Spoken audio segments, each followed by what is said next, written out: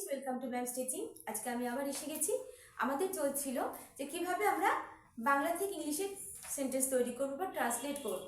আমরা দেখেছি দুদিনে যে অ্যাফার্মেটিভ সেন্টেন্স অর্থাৎ subject verb agreement, subject verb complement আমরা কিভাবে one by one according to structure আমরা সেন্টেন্স তৈরি করব। চলো আজকে আমরা দেখে নেব ইম্পারেটিভ সেন্টেন্স, অর্থাৎ যেখানে সাবজেক্ট উচ্চ থাকে, সাবজেক্ট হিডেন থাকে। আমরা জানি সবসময় একটা সেন্টেন্সের সাবজেক্ট, তারপরে ভার্ব, তারপরে এটসেট্রা এটসেট্রা।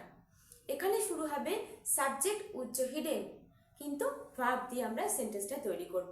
আর খুব সহজে, খুব ইজিতে, যেখানে কোনো টেন্সের ব্যবহার হয় না। চলো আমরা দেখে নিই। Let's start. আমাকে এক গ্লাস গরম জল দাও। আমাকে এক গ্লাস গরম জল দাও। ঠিক আছে, এখানে গরম জল দাও আমি কাকে বলছি? অর্থাৎ তুমি। সবসময় কিন্তু এখানে সাবজেক্ট থাকে তুমি, ইউ, কিন্তু আমরা সেখানে তাকে আমরা দেখাচ্ছি না। এই যে দেখো, আমাকে এক গ্লাস গরম জল দাও, আমাকে তুমি দাও, অর্থাৎ ইউ। ইউ কিন্তু এখানে হিডেন। তারপরে আমরা কোথায় চলে যাবো? আমরা এইখানে গিভ, ভার্ব। দেওয়া ইংরেজি কি? ভার্ব, দেয়া। তাহলে এখানে কি লিখবো? গিভ। ইউ এখানে হিডেন আছে।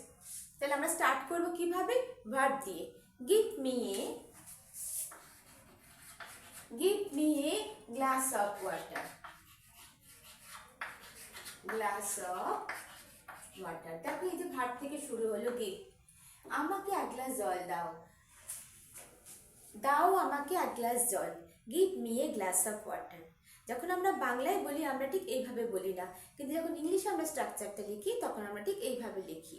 আগে আমরা বলি ভার্ব, তারপরে one by one right side থেকে আমরা ধীরে ধীরে এদিকে আসি। তাহলে নেক্সট সেন্টেন্সটা আমরা দেখি।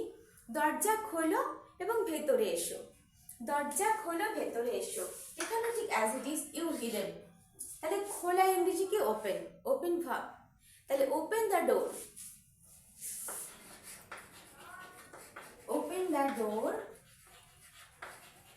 and come in. And come in. Open the door and come in. দরজা খোলো, ভেতরে এসো। এসো ভেতরে। খোলো দরজা, এসো ভেতরে। ঠিক এইভাবে ইংলিশটা কিন্তু তৈরি হয়। বাংলাটা কিন্তু আমরা এইভাবে বলি, ঠিক উল্টে বলি বাংলাটাকে। তাহলে আমরা বুঝতে পারছি যে কিভাবে আমরা ইম্পারেটিভ সেন্টেন্সকে তৈরি করব। খুব ইজি। চলো নেক্সট দেখি। নিজের ঘর পরিষ্কার করো। পরিষ্কার করে ইংলিশটাকে কিপ। তুমি পরিষ্কার করো, ইউ কিপ। You clean. আর রাখা ইংলিশে কিপ। তাহলে যদি বলি পরিষ্কার করো, ইউ ক্লিন ইউর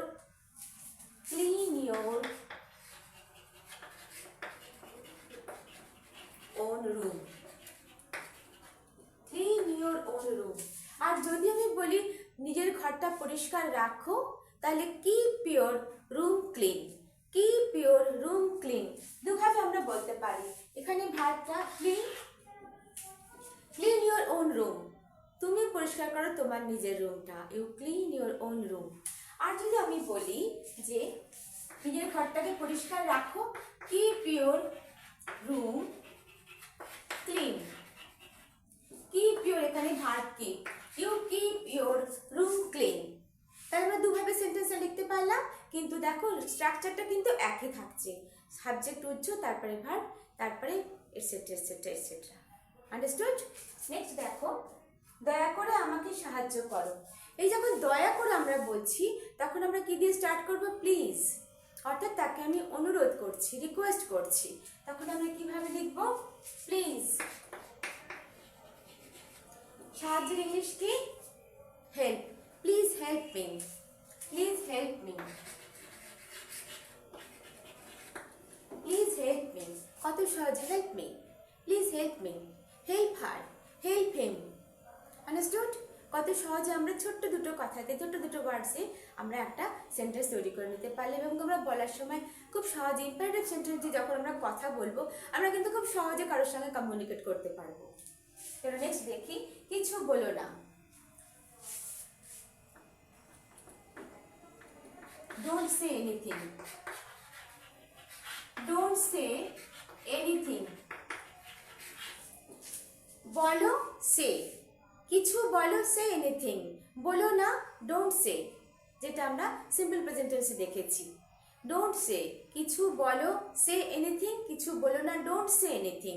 আন্ডারস্টুড? তাহলে আমরা এটাও দেখে নিলাম যে কিভাবে নেগেটিভ সেন্টেন্স আমরা ইম্পারেটিভে লিখছি। Say anything, don't say anything. Understood? দয়া করে চুপ করো।